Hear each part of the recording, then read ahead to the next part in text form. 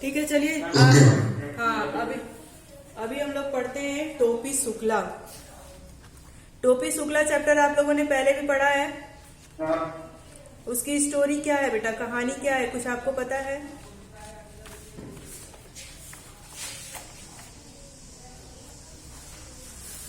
राही मासूम रजा के द्वारा लिखी हुई है। उसकी क्या कहानी है, कुछ थोड़ा सा भी पता हो तो आप लोग बताएं। दिव्या,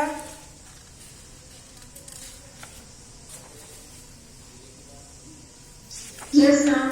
हाँ, ये टोपी शुक्ला की कहानी क्या है, थोड़ा सा भी आप एक्सप्लेन कर सकती हैं तो करिए।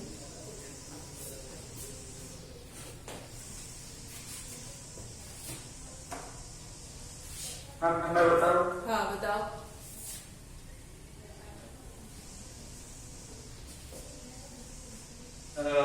मैम, ये जो टोपी शुक्ला है मैम, इस पे राही मासूम रजा हाँ। के उपन्यास शुक्ला के इस अंश के पात्र अपनापन की तरह भटकते नजर आते हैं।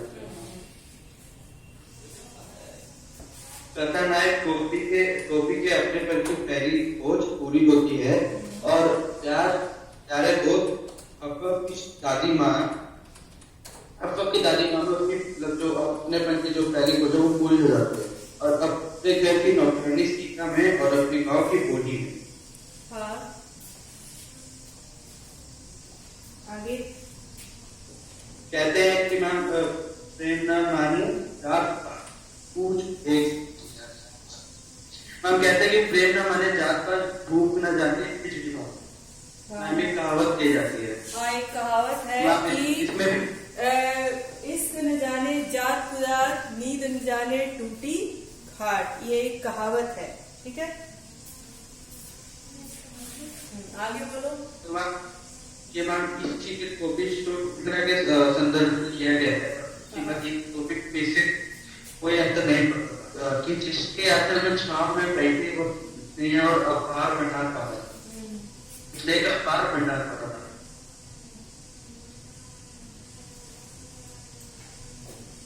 कोई और मैम, बताए? am I audible?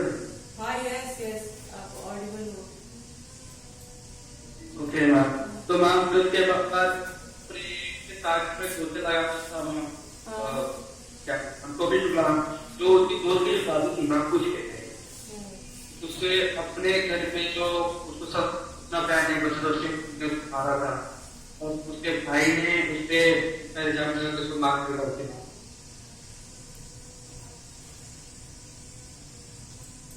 चेक करना इतना आसान नहीं है बेटा, है ना। देखिए, तो अभी हम लोग पढ़ेंगे टोपी शुक्ला। टोपी शुक्ला के जो लेखक हैं वो हमारे कौन है? राही मासूम रजा। ठीक है, और ये एक पाठ ऐसा है कि इसमें अपनापन मिले, अपने घर का साथ भी रहता हो और फिर भी कम से कम कोई बच्चा अपना नहीं मान सकता। यानी मतलब एक तरह से दोस्तों की कहानी है और किस तरह से इरफान और ये टोपी शुक्ला कौन थे, किस प्रकार से इनकी कहानी आगे बढ़ी, है ना, वो देखते हैं। ठीक है, एक दोस्ती भरा कहानी ये है। अब आप यहाँ पे देखेंगे कि इरफान के बारे में कुछ जान लेना इसलिए जरूरी है। देखो, ये जो टोपी शुक्ला है, टोपी शुक्ला को जानने के लिए इरफान के बारे में जानना ज्यादा जरूरी है। ठीक है, तो कह रहे हैं कि इरफान के बारे में कुछ जान लेना इसलिए जरूरी है कि इरफान टोपी का पहला दोस्त था। ठीक है, इरफान क्या था? इरफान टोपी का पहला दोस्त था। इस इरफान को टोपी ने सदा इरफान कहा। जो ये इरफान नाम का व्यक्ति था, ये टोपी शुक्ला का पहला दोस्त था और टोपी इसको हमेशा इरफान के नाम से ही बुलाता था, सदा इरफान ही कहता था। ठीक है, इरफान ने इसका बुरा माना, परंतु वह इरफान पुकारने पर बोलता रहा। इरफान को ऐसा लगता था कि टोपी मुझे हमेशा इरफान के नाम से बुलाता है, उसको बुरा लगता था, परंतु वो टोपी का सबसे पहला दोस्त था। उसको बुरा लगते हुए भी वो जब भी इरफान कहता था तो इरफान उसको जवाब में तुरंत बोलता था। जब भी उसका इरफान नाम पुकारता था वो तुरंत बोलता था, जबकि इरफान को अच्छा नहीं लगता था। वो नहीं सोचता था कि टोपी उसको इरफान के नाम से बुलाए, लेकिन उन दोनों के बीच दोस्ती थी, इस कारण टोपी इरफान बुलाता था तो उसको वो उसकी बात का जवाब दे देता था। इसी बोलते रहने में उसकी बड़ाई थी। इरफान कहता है, लेखक जो है वो कहते हैं कि यही बोलते रहने में, इरफान बुरा ना माने इस बात को, ये उसकी बड़ाई थी। यानी वो लोग कहते ना कि अपनी इज्जत अपने हाथ में होती है, तो वही कहता था कि बस वो इसी तरह का जवाब देता है, इसी में उसकी बड़ाई थी, उसकी तारीफ थी। फिर कह रहा है, यह नामों का चक्कर भी अजीब होता है। उर्दू और हिंदी एक ही भाषा है। हिंदवी के दो नाम है, परंतु आप खुद देख लीजिए कि नाम बदल जाने से कैसे कैसे घपले हो रहे हैं। हिंदी और उर्दू, हिंदवी का दोनों एक ही भाषा जैसे लगभग है, लेकिन नाम बदल जाने से, अब यहाँ पे इरफान जब आ गया है तो आपके मन में आता होगा कि इरफान क्या है, एक मुसलमान व्यक्ति है। और टोपी आ गया तो टोपी हम ऐसे ही समझ लिए कि एक सवर्ण होगा, ब्राह्मण वर्ग का व्यक्ति होगा। तो एक नाम से ही, ये शब्दों के नाम से ही कितना बड़ा बदलाव आ जाता है लोगों की सोच में और समझ में। ठीक है, तो वो यही कह रहा है। हाँ, कह रहा है कि परंतु आप खुद देख लीजिए कि नाम बदल जाने से कैसे कैसे घपले हो रहे हैं। नाम कृष्ण हो तो अवतार कहते हैं, और मोहम्मद हो तो पैगंबर। कृष्ण भी भगवान थे, पैगंबर भी भगवान को कहा जाता है, लेकिन ये नाम के खेल में, शब्दों के अंतर में, भाषा के अंतर में, उठो बेटा, जब है ना, तो जो भाषा का हमारा बात होता है उर्दू और हिंदी में, तो नाम अगर उनका बदल जाता है तो वहीं से लोगों की समझ भी बदल जाती है, लोगों का नजरिया भी बदल जाता है। वो कह रहा है अगर कृष्ण कह लो तो कह लो कि ये रामावतार के हैं। अगर किसी का नाम किसी मुस्लिम मोहम्मद रख दो तो वो कहता है ये पैगंबर है ना। वही कह रहे तो पैगंबर, नामों के चक्कर में पड़कर लोग यह भूल गए हैं कि दोनों ही दूध देने वाले जानवर चराया करते हैं। ये जो इरफान और टोपी शुक्ला थे, ये दोनों दोस्त थे, और ये दोनों ही दोस्ती इनकी कहाँ हुई थी, गाय को लेकर ये चराने जाते थे, गाय को चारा पिलाने बाहर लेके जाते ना खोल के। तो कह रहे कि ये नाम के ऐसे घपले थे, लेकिन लोग इसके चक्कर में ये भूल गए थे कि ये दोनों कहाँ मिलते थे, जब गाय को चारा खिलाने जाते थे, चराने जाते थे, वहीं पे इनकी दोस्ती हुई थी। वहां पे ना कोई अवतार लिया था, ना कोई ब्राह्मण वर्ग का व्यक्ति था, ना कोई पैगंबर था, दोनों एक व्यक्ति, एक साधारण व्यक्ति ही थे। हाँ, फिर कह रहे कि दोनों ही पशुपति, गोवर्धन और वज्र कुमार थे, ब्रज कुमार थे। कह रहे कि वो दोनों ही जो बच्चे थे वो क्या थे, पशुपति थे। पशुपति किसको कहा गया, हाँ, गोवर्धन, हाँ, ब्रज कुमार, ब्रज की गलियों में जो गाय चराते थे उनको। तो कह रहे कि लोग ये नाम के उसमें लेकर के, शब्दों के उसमें लेकर के लोग भूल जाते हैं कि ये दोनों बच्चे वही हैं, ये दोनों लड़के इरफान और टोपी दोनों वही हैं जो गाय चराते समय इनकी मृत्युता हुई थी, और ये यही पशुपति गोवर्धन और यही ब्रज कुमार भी है। ना यहाँ पे हिंदू की बात कही गई है, ना कोई मुस्लिम की बात कही है। फिर कहते हैं इसलिए तो कहता हूँ, कह रहे कि इसलिए कहता हूँ कि टोपी के बिना इरफान और इरफान के बिना टोपी न केवल यहाँ की अधूरे हैं बल्कि बेमानी है। लेखक कहता है कि इसीलिए मैं कहता हूँ कि न टोपी के बिना इरफान पूरा है और न ही इरफान के बिना टोपी पूरा है। अगर दोनों एक दूसरे के से अलग हैं तो ये क्या होगा, ये बेमानी होगा, ये कोई मान नहीं सकता, क्योंकि दोनों किसी भी धर्म के हो, जाति के हो, इनका नाम क्या है इस पे नहीं देखना। हमें क्या देखना है कि ये दोनों चरवाहे थे, ये दोनों गैया चराने जाते थे, और वहीं पे इन दोनों की दोस्ती हुई थी। फिर कह रहे हैं कि यह देखना जरूरी है कि उसकी आत्मा के आंगन में कैसी हवाएं चल रही है। अच्छा, इस लाइन से आप क्या समझते हो, उसकी आत्मा के आंगन में, प्रतीक, हाँ, इस लाइन से आप क्या समझते हैं कि उसकी आत्मा के आंगन में कैसी हवाएं चल रही है।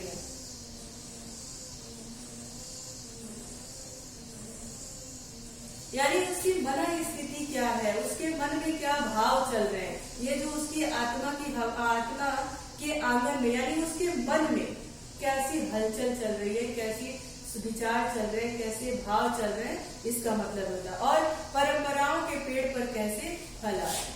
कह रहे कि ये नाम को लेकर के इनके दोनों के धर्म को अलग करके लोग जैसा सोचते हैं, तो इसकी वजह से यह देखना जरूरी है कि उन दोनों के आत्माओं में, उनके मन में इसको लेकर के कैसी उथल पुथल मची है, कैसी भावनाएं चल रही है। और ये जो परंपरा बनी हुई है कि नाम के हिसाब से आप मुस्लिम हो गए और नाम के हिसाब से आप ब्राह्मण हो गए, नाम के हिसाब से आप कृष्णावतार हो गए, नाम के हिसाब से आप पैगंबर हो गए, इस परंपराओं के लिए इनके पेड़ पर कैसे, परंपराओं के पेड़ पर कैसे फल आ रहे हैं, इनकी मानसिकता, इनकी सोच, इनके मन में कैसे विचार हो रहे हैं, ये देखना क्या है, ये जरूरी है। हम तो अपने फैसले थोप देते हैं ना किसी पे, भाई तुम्हारा नाम ये है, अच्छा तुम इस धर्म के हो, तुम्हारा ये है, तुम्हें, हमने धर्म, जाति, परंपरा, नीति रिवाज सब क्या कर दिया, हमने उसके ऊपर से बदल दिया। लेकिन जो दो बच्चे, दो लोग जिनकी आत्माएं मिलती हैं, अगर वो दोस्त हैं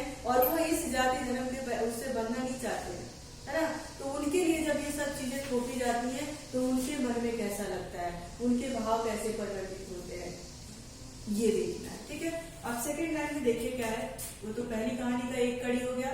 अब दूसरी क्या है, इरफान की कहानी भी बहुत लंबी है। लेखक कहता है ये इरफान, अब वहां तक तो हमें पता नहीं चला कि इरफान था कौन, ये तो बस हमें इतना पता चला कि इरफान और टोपी दोस्त थे। अब इस लाइन में हमें पता चलेगा, इसकी जो सेकंड कड़ी है इसमें कह रहा है कि इरफान की कहानी भी बहुत लंबी है। लेखक कह रहा है कि इरफान की कहानी बहुत लंबी है, परंतु हम टोपी की कहानी का सुन रहे हैं, इसलिए मैं इरफान की पूरी कहानी नहीं सुना। लेखक कहते हैं इरफान की कहानी तो बहुत लंबी है, लेकिन हम टोपी की कहानी कह भी रहे हैं और सुन भी रहे हैं। भाई मैं कह रही हूँ, आप सुन रहे हो, सुन रहे हैं, तो इरफान की कहानी बड़े ही विस्तार से मैं नहीं बता पाऊंगा, क्योंकि टोपी की कहानी जब आ रही है तो वहां पे हर जगह पे इरफान की चर्चा है ना। जब हर जगह इरफान की चर्चा है तो इरफान की कहानी हमें अलग से बताने की जरूरत नहीं है। लेखक भी ऐसा कह रहे हैं। सुनाऊंगा, बल्कि उतनी ही सुनाऊंगा जितनी टोपी की कहानी के लिए जरूरी है। फिर कह रहा है कि मैंने इसे जरूरी जाना कि इरफान के बारे में आपको कुछ बता। लेखक कह रहा है कि इरफान के बारे में कुछ आपको बता दूं, ऐसा मैंने जरूरी समझा। ठीक है, क्योंकि इरफान आपको इस कहानी में जगह जगह दिखाई देगा। न टोपी इरफान टोपी के बारे में जो उसके भी इरफान के भी उसको मतलब हाँ, इसमें जैसे टोपी की कहानी बताने के लिए हमें इरफान की कहानी को दोहराना ही पड़ता है, इरफान को उसमें लाना ही पड़ता है। इसलिए इरफान की कहानी अलग से बताने की इतनी आवश्यकता नहीं पड़ेगी, है ना, क्योंकि टोपी की कहानी में हर जगह इरफान का जिक्र किया गया है। क्यों? क्योंकि टोपी का सबसे पहला दोस्त और अच्छा दोस्त कौन था? इरफान था। फिर कह रहा है कि मैंने इसे जरूरी जाना कि इरफान के बारे में आपको कुछ बता दूं, क्योंकि इरफान आपको कहानी में जगह जगह दिखाई देगा। भाई टोपी की कहानी में इरफान जरूर दिखाई देता, तो इसलिए इरफान के बारे में थोड़ी सी जानकारी देना लेखक ने जरूरी समझा। न टोपी इरफान की परछाई है और न इरफान टोपी की। लेखक ये भी कह रहा है कि न टोपी इरफान की परछाई है और न ही इरफान टोपी की परछाई है। ये दोनों आजाद व्यक्ति हैं, है ना। इनके अंदर आजाद व्यक्ति इनको इसलिए कहा गया है कि इनके अंदर कोई जाति धर्म को लेकर के, ऊंच नीच को लेकर के, छोटा और बड़ा को लेकर के कोई ऐसा भेद नहीं थे। ये आजाद पंछी थे, इन सबसे परे अलग दुनिया में इनका स्थान था। ठीक है, इन दोनों व्यक्तियों का डेवलपमेंट एक दूसरे के आजाद तौर पर हुआ। ये जो दोनों व्यक्ति थे, टोपी और इरफान, बचपन के दोस्त थे, तो इनका डेवलपमेंट ये जैसे जैसे बढ़े, ये आजादी के मतलब एकदम आजाद पंछी के तौर पर इनका हुआ। फिर कहते हैं कि इन दोनों को दो तरह की घरेलू परंपराएं मिली थी। टोपी और इरफान थे, इन दोनों को अलग अलग तरीके की घरेलू परंपराएं, यानी परंपराएं किसे कहते हैं? हाँ, जो पहले से जो चली आ रही परंपराएं, रीति रिवाज, नियम है, इन दोनों को अलग अलग मिले। इन दोनों के जीवन के बारे में अलग अलग सोचा, फिर भी इरफान टोपी की कहानी का एक अटूट हिस्सा है। लेखक कह रहा है कि मैंने इरफान और टोपी के बारे में अलग अलग सोचा, क्योंकि इनके जो पारिवारिक पृष्ठभूमि थी वो अलग तरीके की थी, अलग अलग थी। फिर भी क्या किया, टोपी कि कहानी का इरफान एक अटूट हिस्सा था। टोपी की कहानी बताते समय लेखक इरफान को इग्नोर नहीं कर सकता था। एक अटूट हिस्सा उसका था। टोपी की कहानी बिना इरफान की पूरी नहीं हो सकती थी। फिर क्या कह रहा है, यह बात बहुत महत्वपूर्ण है कि इरफान टोपी की कहानी का एक बहुत बड़ा हिस्सा है। हाँ देखो, अगर वन वर्ड आंसर में या एमसीक्यू के क्वेश्चन में आएगा तो मे भी कि ऐसा क्वेश्चन बन जाए कि इरफान टोपी की कहानी का कैसा हिस्सा है, तो आप लोग लिखोगे टोपी इरफान की कहानी का एक अटूट हिस्सा है। हाँ, आगे देखिए क्या है, कहते हैं कि मैं हिंदू मुस्लिम भाई भाई की बात नहीं कर रहा हूँ। लेखक कह रहा है कि मैं हिंदू मुस्लिम और भाई भाई की बात नहीं कर रहा हूँ। मैं यह बेवकूफी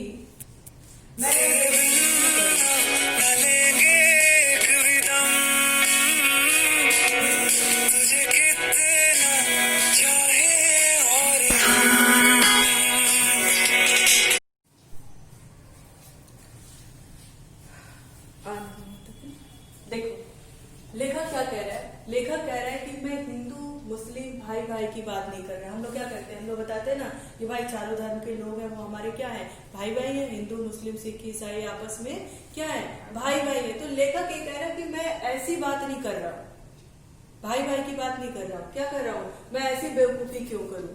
क्या मैं रोज अपने बड़े या छोटे भाई से यह कहता हूँ कि हम दोनों भाई भाई हैं?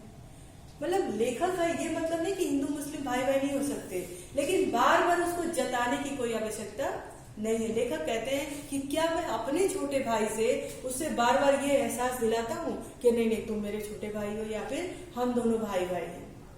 ये क्या होना चाहिए, हमारे अंदर के विचार होने चाहिए, है ना, मन के विचार होने चाहिए।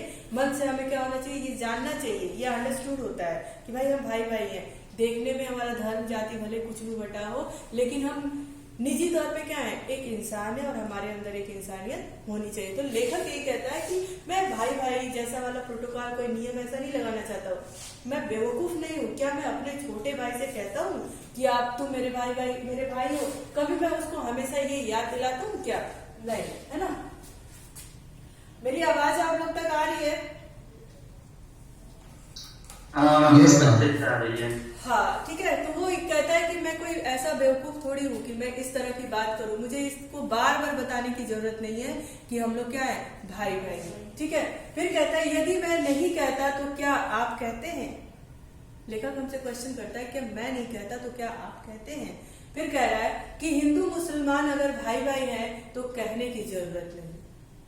यानी किसी भी चीज को किसी पे थोपना नहीं है, हमें बार बार उसको नहीं बताना है कि अरे हिंदू मुस्लिम भाई है या फिर हम कलीग्स हैं, हम फ्रेंड्स हैं। ये बार बार बताने की चीज नहीं होती है। ये अपने अंदर की एक समझ होती है ना, एक वो मेरी सोच होती है कि भाई मैं भाई भाई, मैं हर चीज को जता नहीं सकते। तो लेखक वही कह रहे हैं, क्या आपको अगर हिंदू मुस्लिम भाई भाई है तो ये रोज रोज बताने की जरूरत है? ऐसी जरूरत नहीं होती है। यदि नहीं है तो कहने से क्या फर्क पड़ेगा? लेखक कह रहा है कि यदि ऐसी बात नहीं है, और हम जताते कब है, जब हम उसको मन से नहीं बस दिमाग से ये कहते कि अरे तुम मेरे दोस्त हो, तुम मेरे भाई हो, तब वहां पे हम बार बार उस चीज को वहां पे लाके रखते हैं, अरे मैं तो तुम्हारा दोस्त हूं, है ना। लेकिन जो सही मायने में एक दूसरे का दोस्त है, दूसरे के धर्म के लोगों को अपना समझता है, वो बार बार उस चीजों को बताता नहीं। ठीक है। उसकी भावनाएं, उसकी दोस्ती, उसके भाईपना वो ऐसे ही समझ में आ जाती है उसके व्यवहार से। तो वही लेखक कह रहा है कि इसको कहने से, बार बार बताने से क्या ही फर्क पड़ जाएगा, है ना। फिर क्या कहते हैं, मुझे कोई चुनाव थोड़ी लड़ना है कि मैं बार बार कहूँ कि अरे तुम मेरे दोस्त हो, तुम मेरे मित्र हो, है ना, ताकि तुम मेरे तरफ रहो। ठीक। फिर क्या कहते हैं, मैं तो एक कथाकार हूँ। लेखक कहता है कि मैं तो एक कथाकार हूँ और एक कथा सुना रहा हूँ। मैं टोपी और इरफान की बात कर रहा हूँ।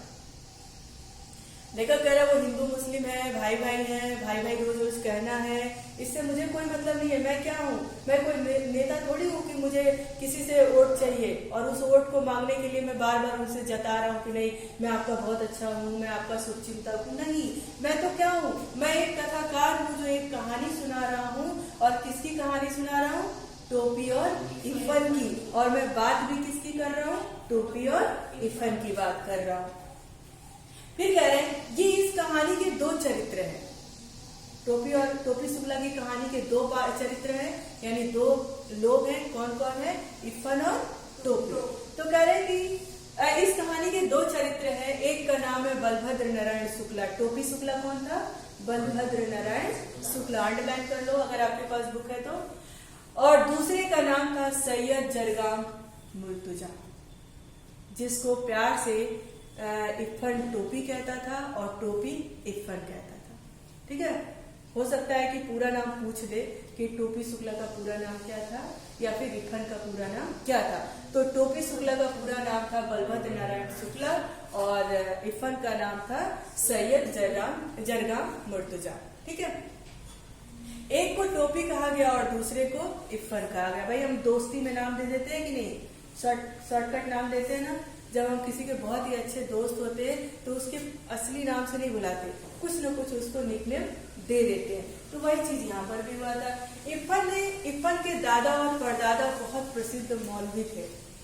लेखक ने कहा था ना कि इस कहानी को बताने के लिए मुझे इफ्फन के बारे में थोड़ा सा बताना पड़ेगा। बहुत डिटेल तो नहीं बताऊंगा क्योंकि टोपी शुक्ला की कहानी में इफ्फन का जिक्र बार बार होता रहेगा। तो देखिए यहाँ पे उन्होंने कहा कि इफ्फन के दादा और परदादा बहुत ही प्रसिद्ध मौलवी थे। मौलवी जानते हो? मौलवी क्या करते हैं? मस्जिद में नमाज वगैरह जो पढ़ते हैं उनको मौलवी कहते हैं। ठीक है, काफिरों के देश में पैदा हुए, काफिरों के देश में मरे। जो इफ्फन के परदादा थे वो मौलवी थे, काफिरों के देश में, यानी वो अपने ही देश में पैदा हुए और वहीं पर मर गए। परंतु वसीयत करके मरे कि लाश करबला ले जाई जाए। काफिरा एक जगह था, वहां पे वो मरे, लेकिन वसीयत में उन्होंने लिखा और उन्होंने जो ये करबला था उनका असली ओरिजिन वहीं से था। तो उन्होंने, उनकी इच्छा थी कि मेरी लाश को करबला ले जाया जाए। ठीक है, उनकी आत्मा ने इस देश में एक सांस तक न ली। उनकी आत्मा ने, वो काफिरा में तो थे लेकिन सही मायने में वहां पे नहीं थे। उनकी यादें कहाँ से थी? करबला से थी। तो वही लेखक कह रहा है कि उनकी आत्मा ने एक सेकंड के लिए भी सांस यहाँ पे नहीं ली। उस खानदान में जो पहला हिंदुस्तानी बच्चा पैदा हुआ वह बढ़कर इफ्फन का बाप हुआ। तो बढ़कर क्या हुआ? इफ्फन का बाप, यानी परदादा की बात हो रही थी तो इफ्फन के पिताजी को कहा जा रहा है। ठीक है, तो कह रहा है कि उस खानदान में जो पहला हिंदुस्तानी बच्चा पैदा हुआ था वो कौन था? वो बड़ा होकर के इफ्फन का बाप हुआ। जब इफ्फन ने पिता सैयद मुर्तुजा हुसैन मरे तो उन्होंने यह वसीयत नहीं की कि उनकी लाश करबला ले जाई जाए। परदादा ने जब मरे थे इफ्फन के तो उन्होंने तो अपनी इच्छा जताई थी कि मेरी लाश को करबला ले जाया जाए, लेकिन इफ्फन के पिताजी जब मरे तो उन्होंने कोई ऐसी वसीयत नहीं छोड़ी थी कि मेरी लाश को कहाँ ले जाया जाए, करबला ले जाया जाए या नहीं ले जाया जाए। वह एक हिंदुस्तानी कब्रिस्तान में दफन किए गए। इसलिए वो जहां पर थे यानी काफिला में थे तो वहीं पे उनकी लाश को दफन कर दिया गया। इफ्फन की परदादी भी बड़ी नमाजी बीवी थी। नमाजी बीवी मतलब, हाँ, नमाजी बीवी यानी बहुत ही अपने आप में, हाँ, थी। करबला, नजफ, खुरासान, काजमैन और जाने कहाँ की यात्रा वो कर आई थी। परंतु जब कोई घर से जाने लगता है तो वह दरवाजे पर पानी का एक घड़ा जरूर रखवाती है और मांस का सदका भी जरूर उतरवाती है। मांस का सदका, जो चमड़े का जैकेट पहनते हो सभी लोग, उसको अशुद्ध माना जाता है। ठीक है, और मुसलमान भले ही नॉनवेज खाते हैं लेकिन कुछ चीज होती है जिनको वो छूना भी पसंद नहीं करते, जैसे सुअर हो गया, कुत्ता हो गया, है ना। इस तरह के जो जानवर होते हैं उनको वो छूते भी नहीं है, कहते हैं कि हम नापाक हो गए। तो वही वो कह रहे हैं कि उनकी जो दादी थी बड़ी ही ऐसा, हाँ, कछुआ भी नहीं छूते थे, है ना। तो उनकी दादी जो थी, उनकी दादी के बारे में कहा गया था कि बहुत ही ऐसो आराम में एकदम रानियों की तरह रहती थी। नमाजी था ना, नमाजी बीवी, यानी बहुत ही ऐशो आराम में, बड़े ही रुतबे में रानियों की तरह जो रहता हो उनको कहा जाता है। तो कह रहे इतना कुछ होने के बावजूद वो इतनी जगहों का घूम के आई थी, इतने जगहों का सैर उन्होंने किया था, लेकिन उसके बावजूद उनकी एक परंपरा थी कि घर से कोई निकलने लगता था तो दरवाजे पर एक बर्तन में पानी रखती थी और जो ये इसका चमड़े का सदका, जो मांस का सदका कोई पहना होता था, सामान जो भी मांस की चीजें ऊपर होती थी उनको क्या करती थी, उतरवा देती थी। इरफान की दादी भी नमाज रोजे की पाबंद थी। इरफान की जो परदादी थी सही समय से, जैसे हम लोग भी मान लीजिए हमारा भी धर्म है, हमको पता है कि हमें सुबह उठकर क्या करना है, नहाना है और पूजा करना है, टाइम पता है कि किस समय पर क्या करना है। तो इरफान की दादी भी नमाज और रोजे की पाबंद थी, रोज नमाज पढ़ती थी, रोज अपना जो रोजा का समय आता था उसको रोजा करता है, नियम धर्मों को अपने बड़े ही अच्छे ढंग से मानती थी। परंतु जब इकलौते बेटा को चेचक निकली तो वह चारपाई के पास एक टांग पर खड़ी हुई और बोली, माता मोरे बच्चे को माफ कर दो। इसका मतलब समझ रहे हो? चेचक कोई बीमारी है, माता जी निकलती है ना जो, उसी को चेचक कहते हैं, चिकन पॉक्स। ठीक है, अब देखो माता जी निकलने के लिए, यानी चिकन पॉक्स को लोग कहते हैं ये देवी जी हैं जो लोगों के उसमें निकल आती हैं। तो देवी जी ने तो ये नहीं देखा ना कि मैं मुसलमान के घर के बच्चे को निकल रही हूँ या हिंदू के घर के बच्चे को। और जहां पर इरफान की दादी इतना रोजे और नमाज और अपने नियम कानून से पाबंद थी, लेकिन जब उनके घर में किसी बच्चे को चेचक निकल आया, यानी माता जी निकल आई, तो वो भी उनके सामने नतमस्तक हुई और उन्होंने क्या किया, उनसे माफी मांगी। लेखक हमसे क्या बताना चाहते हैं? हिंदू मुस्लिम कोई भेदभाव नहीं है, एक साथ भाई भाई का। हाँ, लेखक हमसे क्या कहना चाहते हैं, ये हिंदू मुस्लिम कुछ नहीं है, इसको बांटने वाला कौन है, हम और आप। वहां से कोई अंतर नहीं किया गया, यहाँ आने के बाद हमने अंतर कर दिया। इसीलिए तो चेचक निकलने के लिए माता जी का रूप मानते हैं हमने, तो चेचक निकलने के लिए भी माता जी ने ये नहीं देखा कि मैं किसके घर जा रही हूँ। हमारे गांव में आता था, मुझे लगा कि मतलब असली में भगवान आ गए थे, तो देखने से ऐसा कुछ नहीं है। अगर साइंटिफिक रीजन से देखा जाए तो ये सर्दी और गर्मी है ना, अचानक से जब चेंज होता है उसी में वो चेचक निकलता है। ठीक है, लेकिन गांव के लोग अभी भी मानते हैं कि वो माता जी है ना, और पूजा पाठ करते हैं। उनको लगता है कि बस पूजा पाठ से वो सही हो जाएगा, हो भी जाता है। लेकिन देखिए यहाँ पे क्या किया, माता जी ने ये नहीं देखा कि मैं किसके घर के किसके बच्चे को जा रही हूँ। और इरफान की दादी इतनी पावन होने के बावजूद वो क्या करी, उन्हें उनका सम्मान किया और कहा, माता जी मेरे बच्चे को माफ कर दो। पूरब की रहने वाली थी, 9 या 10 बरस की थी। इरफान की दादी पूरब की रहने वाली थी, है ना, पूर्वांचल की रहने वाली थी। जैसे आपका ये जो यूपी है, यूपी में उधर बिहार की साइड में जब आप पढ़ोगे उसको पूरब कहते हैं। तो पूरब की रहने वाली थी और 9 या 10 बरस की थी जब ब्याह कर लखनऊ आई थी। परंतु जब तक जिंदा रही पूर्वी बोलती रही। उनकी उर्दू ससुराली थी, वह तो मायके की भाषा को ही गले लगाई नहीं। दादी क्या थी इनकी, पूरब की थी, ब्याह करके लखनऊ में आ गई। लखनऊ क्या है, नवाबों का शहर है, वहां पे उर्दू ज्यादा चलती है। लखनऊ में ज्यादा से ज्यादा प्रयोग उर्दू शब्द का होता है। लेकिन इरफान की दादी पूर्वी थी और वो वहीं की भोजपुरी बोलती थी, उनको अपनी भोजपुरी से लगाव था, उन्होंने उर्दू उतनी नहीं अपनाई। फिर क्या है कि ससुराली थी, यानी जब शादी करके ससुराल में आई तो उर्दू उनको वहां पर मिली बोलने के लिए, लेकिन उन्होंने उसको उतना नहीं अपनाया जितना पूर्वी भोजपुरी को अपनाया। फिर कह रहे हैं क्योंकि इस भाषा के सिवा इधर उधर कोई ऐसा नहीं था जो इनकी दिल की बात को समझता। जब बेटे की शादी के दिन आए तो गाने बजाने के लिए उनका दिल फड़का, परंतु मौलवी के घर गाना बजाना भला कैसे हो सकता था। पूरब में हमारे साइड में जब किसी के घर कोई फंक्शन पड़ता है तो नाच गाना बजाना खूब होता है ना, लेकिन मौलवियों के घर में ये सारी चीजें क्या है, वर्जित है। यहाँ तक कि रोना भी वर्जित है। तो वही कह रही कि जब वो अपने बेटे की शादी, लेखक कह रहा है कि जब वो अपने बेटे की शादी करने गए तो उनके मन में बड़ी हलचल हुई कि भाई मेरे घर भी नाच गाना हो, लेकिन मौलवियों के घर में थी, इसलिए वो अपने इस अरमान को अरमान ही रहने दिया, वो पूरा नहीं हो सकता था। फिर कह रहे कि बेचारी दिल महसूस करके रह गई। दिल महसूसना अर्थात मन मार करके, यानी अपनी इच्छाओं को मार लेना, दबा लेना, है ना। तो कह रहे दिल महसूस कर रह गई। हाँ, इरफान की छठी थी पर उन्होंने जी भरकर जश्न मना लिया। इरफान की छठी थी, छठियार कब मनाया जाता है, 6 दिन है, 6 दिन। बच्चा जब न्यू बॉर्न बेबी होता है वो 6 दिन का होता है, तो उसी के समय छठी मनाई जाती है ना। तो उसी को कह रही कि हाँ, लेकिन जब इरफान की छठी थी तो उन्होंने जी भर के जश्न मना लिया। क्यों? क्योंकि उनके परदादा मर गए थे, अब इनकी चलने लगी थी, तो इन्होंने अपनी जो अरमान जो अपने बेटे की शादी में दबा रखी थी, अपने पोते के होने के बाद उसकी छठी में उस जश्न को मना लिया। फिर कह रहे हैं बात यह थी कि इरफान अपने दादा के मरने के बाद पैदा हुआ था, है ना। तो दादा मौलवी थे, मौलवी के घरों में ये सारी चीजें वर्जित थी। लेकिन जब दादा मर गए तो परदादी रही, और परदादी रही तो अपनी जो इच्छाएं अपने बेटे की शादी में उन्होंने मार ली थी। अर्थात इरफान के जब पापा हुए थे, तो पापा की जब शादी हुई तो उन्होंने ये सब नहीं किया। लेकिन जब इरफान पैदा हुआ और उसके दादाजी मर चुके थे, परदादाजी, तो उसकी दादी ने ये सारी इच्छाएं अपनी पूरी कर ली। फिर कह रहा है मर्दों और औरतों के बीच ऐसे फर्क को ध्यान में रखना जरूरी है, क्योंकि इस बात को ध्यान में रखे बगैर इरफान की आत्मा नाक नक्शा समझ में नहीं आ सकता।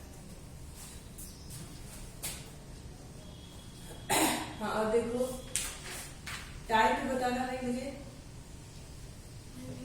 1:10 पे। देखो फिर क्या कह रहा है कि इरफान की दादी किसी मौलवी की बेटी नहीं थी, बल्कि एक जमींदार की बेटी थी।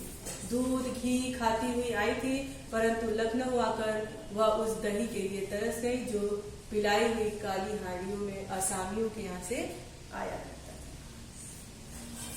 आप लोग गांव में देखे होंगे, जब दही जमाई जाती है तो वो सूखी कंडी होती है, उसके ऊपर मिट्टी के बर्तन में दूध खौलाया जाता है और उसमें दही जमाई जाती है। तो उसके स्वाद में और गैस पे दूध गर्म करके उसके स्वाद में अंतर होता था। तो वही वो कह रही कि वो एक जमींदार की बेटी थी, वहां पर उन्होंने दूध घी दही खूब खाया था। लेकिन वो मौलवी के घर में आ गई तो वो लोग खरीद के खाते थे। जब खरीद के खाते थे तो उनके यहाँ का रहन सहन और खाना पीना सब क्या था, अलग था। फिर कह रही है कि जब वहां आई, अपने लखनऊ आई ससुराल, तो वो उन सब चीजों को बहुत याद करती थी, परंतु उनके घर में ऐसे नियम नहीं थे, तो उन चीजों को खाने के लिए वो क्या तरस जाती थी। फिर कह रहे हैं कि बस मायके जाती तो लपट सपट जी भर के खा लेती। लपट सपट का मतलब क्या होता है? प्रतीक, दिव्या, आकाश,